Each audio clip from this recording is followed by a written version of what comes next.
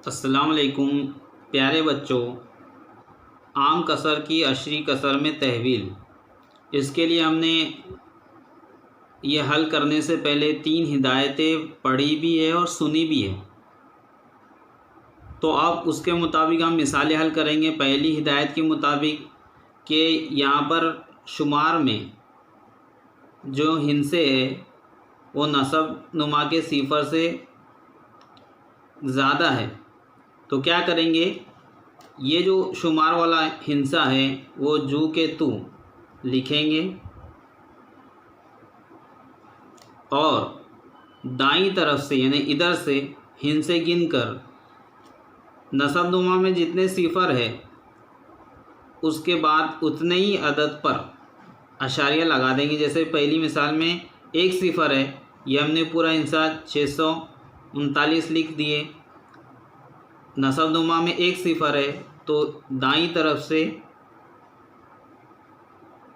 एक अदद के बाद हमने अशारिया लगा दिया। दूसरी मिसाल यहाँ पर देखिए कि नसब नुमा में 2 सिफर है तो ये पूरे हिस्से को हम यहाँ लिखेंगे 6391। अब नसब नुमा में चूँकि 2 सिफर है इसलिए दाईं तरफ से 2 हिस्से गिनेंगे, 1 2 और यहाँ पर सिफर लगा देंगे, ये बन जाएंगे 63.91। तीसरी मिसाल है, यहाँ पर नसब नुमा में 3 सिफर है और यहाँ पर ये जो है 16,392 है। हम इसको पहले इस तरह लिखेंगे 16,392 इस तरह लिख देंगे। और नसब नुमा के सिफर 1 2 3 हैं तो हम दाईं तरफ से 3 हिस्से गिनेंगे, 1 2 3 और उसके बाद अशारिया लगा देंगे। ये पहली हिदायत के मुताबिक है। दूसरी हिदायत के मुताबिक अगर शुमार कुनंदा के हिस्से नसब नुमा के बराबर हो तो क्या करेंगे, वो हमने समझे हैं, हम यह मिसालें हल कर रहे हैं। पहले ये हिस्से लिखेंगे 813 और इसके बाद अशारिया लगाएंगे और सिफर लगा देंगे। दूसरी मिसाल हम और समझेंगे, जैसे यहाँ 85 है तो हम पहले 85 लिख लेंगे। नसब नुमा में 2 सिफर है, 1 2 फिर सिफर लगा देंगे। यहाँ पर 9 है, 9/10 तो क्या करेंगे, 9 जैसे के वैसे लिख देंगे और सिफर नीचे 1 है तो यहाँ अशारिया लगाकर यहाँ सिफर लिख देंगे। ये दूसरी हिदायत के मुताबिक। अब तीसरी हिदायत के मुताबिक चूँकि नसब नुमा में सिफर ज़्यादा है शुमार कुनिंदा से, इसलिए क्या करेंगे, हम इसको पहले कुछ सिफर लगा देंगे शुमार कुनिंदा को इस तरह से बटे में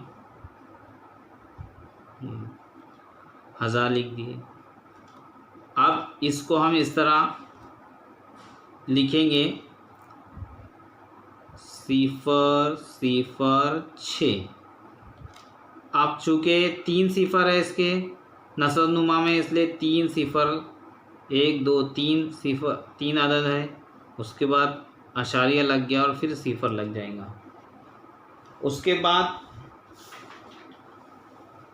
दूसरी मिसाल है, यहाँ पर भी नसब नुमा के सिफर शुमार कुनिंदा से ज़्यादा है तो हम इसको भी कुछ सिफर लगा के पहले लिखेंगे बटे में 100। अब क्या करेंगे, इसको सिफर 6 लिखकर फिर नसब में 2 सिफर है इसलिए 2 अदद गिनकर 2 हिस्से गिनकर फिर अशारिया लगाएंगे और इधर सिफर लगा देंगे। ये इस तरह अशरी कसर में ये तहवील। चौथी हिदायत के मुताबिक ऐसी कसर जिसके नसब में सिफर वाला हिस्सा नहीं है तो क्या करेंगे, पहले हम उसको सिफर वाला हिस्सा बनाएंगे। जैसे यहाँ पर 4/5 है, तो हमको क्या करना पड़ेगा, 5 को सिफर वाला हिस्सा बनाने के लिए 2 से ज़ब्त देंगे, ऊपर भी और नीचे भी। तो ये हो जाएगा 4 दूनी 8 और बटे 5 दूनी 10। अब इसको अशरी कसर बनाने के लिए क्या करेंगे, 8 लिखेंगे और नीचे नसब नुमा में एक सिफर वाला हिस्सा आ चुका है, इसलिए हम क्या करेंगे, दाई तरफ से पहले एक हिस्सा लिखकर अशारिया लगाएंगे और फिर यहाँ सिफर लगा देंगे। ये चौथा तरीका है आम कसर को अशरी कसर में तब्दील करने का।